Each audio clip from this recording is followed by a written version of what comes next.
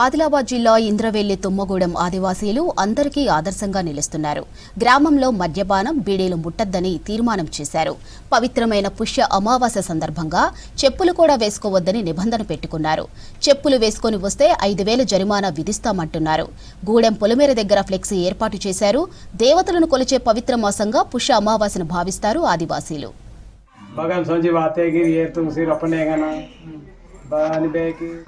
కళ్ళుకు కానీ మన మద్యపాన నిషేధానికి బాగా బానిసలు అవుతున్నారు. అందుకోసం మనం కట్టుదిట్టంగా మనం ఉండాలంటే ఏం చేయాలి?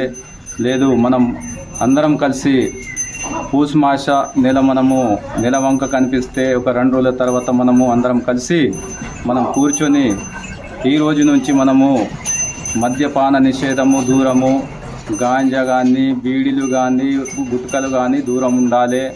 మన తర్వాత చెప్పులు కూడా మనము పాదరక్షణలు కూడా మనము విడిచిపెట్టి మనము ఎవరైనా కొత్తలు పాదరక్షణ పట్టుకొని తొడుగుని వస్తే ఆ బోర్డు పైన రాసి ఉంటుంది, ఆయన పక్కన పెట్టి మళ్ళీ లోనికి రావాలి.